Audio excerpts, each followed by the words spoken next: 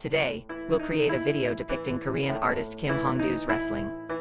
Kim Hong-do often depicted the lives of the common people of the Joseon dynasty with unfiltered humor. He distinguishes between the seating positions of the noblemen and commoners, and distinguishes between the wrestlers' knots and the types of shoes they remove. The large number of fans suggests a wrestling match held around Dano, the traditional Korean holiday. The circular composition, with the seated spectators looking at the wrestlers in the center, is unique. The excitement and impatience of the audience, cheering, further enhances the depth of the commoners' emotions. Looking at the attire, the noblemen typically sit on the left, while the commoners watch on the right. In contrast to the intense atmosphere of the match, the candy vendor and the pair of shoes removed seem to convey a lingering beauty. The wrestler on the left, with his eyes wide and his brows furrowed, seems to struggle. The wrestler on the right has prominent cheekbones, like a servant's, and he looks incredibly strong.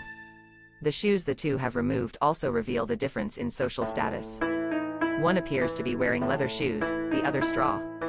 One man's leg is lifted, but he's struggling to keep from falling. The onlooker on the lower right looks startled and about to fall, suggesting he might fall in that direction.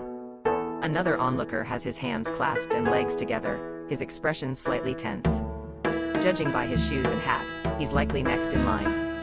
The nobleman sitting next to him has his face covered by a fan, peeking over it to watch the match. Unlike the nobleman, the others are dressed in casual attire and pose somewhat casually, suggesting commoners. Judging by the presence of top knots, it seems everyone, young and old, is watching together. A young commoner, exhausted from watching for so long, is lying down, using his arm as a pillow. The man on the right is completely absorbed in the wrestling, his mouth open as if drooling.